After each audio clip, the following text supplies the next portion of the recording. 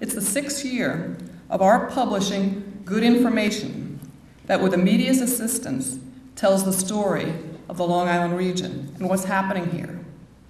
What is happening, as we see again this year, is that Long Island is trending downward. Our economy continues to decline. There is little venture capital. Low-paying jobs are being created. Food stamp recipients and free lunch participants are increasing. And at the same time, the amount of open space that's being preserved is not equal to what the levels needed to maintain our quality of life. And definitely, the housing stock and new houses being built do not meet what the public actually wants, different options other than single-family homes. Now, from the Rauch Foundation's perspective, we've been at this a number of years. We regard the index as a hugely successful investment, but it has not been the catalyst for change that we were hoping for. It has spurred the regional dialogue, and it has informed and educated leaders and the public alike.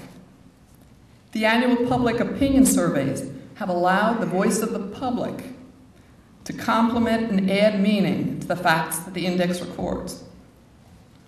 However, the index has played a constructive role. While the index has played a constructive role in understanding what's happening, the fact remains that little has changed in 6 years or even begun to change.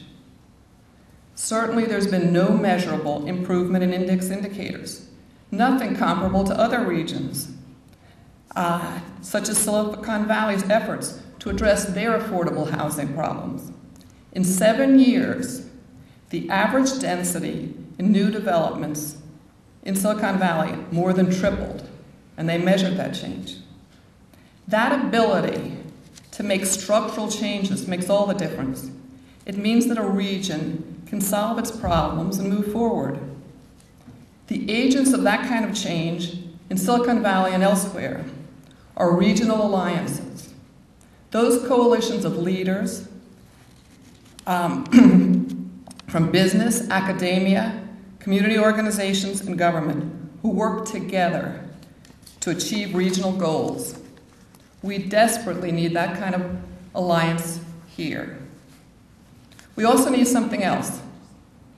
And this might sound funny, but Long Island needs to develop more of an attitude. It's true. We need an attitude that says, this problem is unacceptable. It's time to fix it.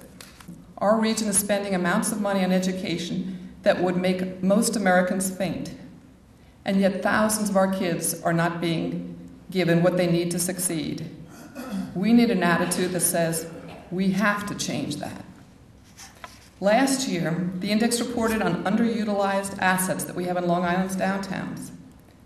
There are more than 100 of these village centers and downtowns. They have enormous potential for providing new housing, for easing the brain drain, for maximizing existing infrastructure, relieving pressure on the roads and open space, spurring economic development, and creating vibrant, attractive communities. We highlighted the exciting example of Patchogue and the buildings and living spaces that are being created there. Long Island needs 4 or 5 Patchogues to happen every year. We need to. We need transformational change, and we must start today. I know that the networking and collaboration that's necessary to make such change is not easy. Effective regional alliances don't happen by themselves. Most often, these alliances are driven by business, sometimes by universities and others, but they do happen and they do work. We have to make it happen here.